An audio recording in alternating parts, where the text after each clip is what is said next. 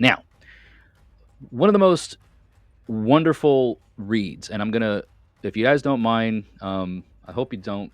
I want to read to you the line from Beowulf about Beowulf's funeral. The reason why I want to do this is kind of twofold.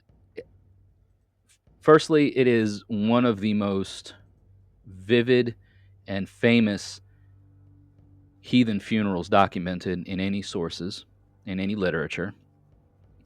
Um, Secondly, it is it follows the alliterative meter of poetry, of Germanic poetry, which I'm a kind of a nerd about. So I love following. I love reading poetry that adopts that alliterative meter. Okay, so if you'll indulge me, this will probably just take a few minutes for me to read. It's a section of Beowulf, and this is the Francis B. Grummir translation.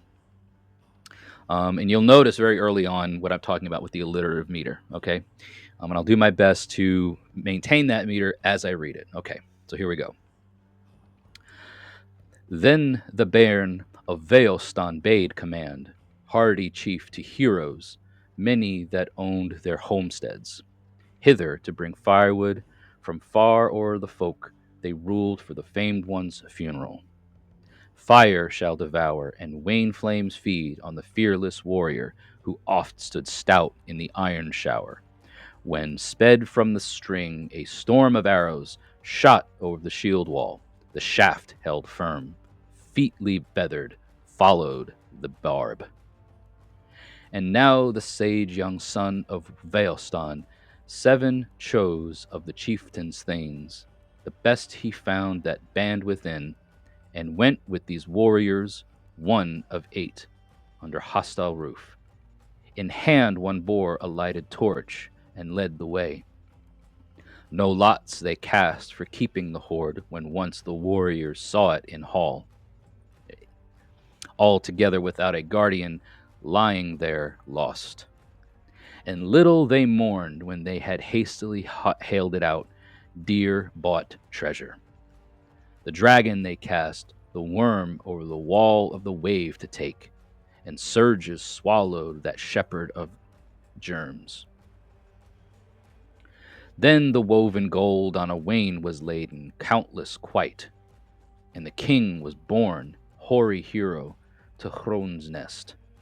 Then fashioned for him the folk of Geats, firm on the earth, a funeral pile, and hung it with helmets and harnesses of war, and breastplates of bright as the boon he asked. And they laid amid it the mighty chieftain, heroes mourning their master dear. Then on the hill, that hugest of balefires, the warriors wakened. Wood smoke rose black over blaze, and blent was the roar of flame with weeping, till the fire had broken the frame of bones. Hot at the heart, in heavy mood their misery moaned they their master's death.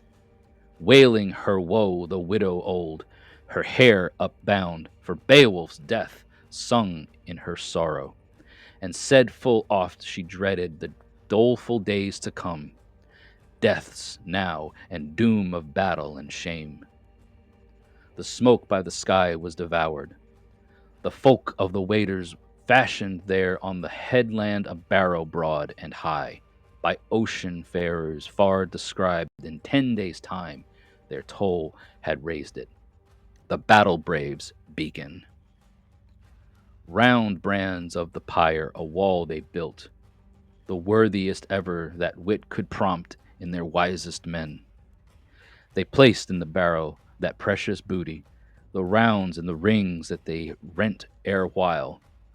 Hardy heroes from hoard and cave, trusting the ground with treasures of earls, gold in the earth, wherever it lies, useless to men as of yore it was. Then about that barrow the battle keen rode, Aelthing born, a band of 12, lament to make to mourn their king. chant their dirge and their chieftain honor. They praised his earlship, his acts of prowess worthily witnessed, and well it is that men their master friend mightily loved, heartily love, when hence he goes from life in the body forlorn away.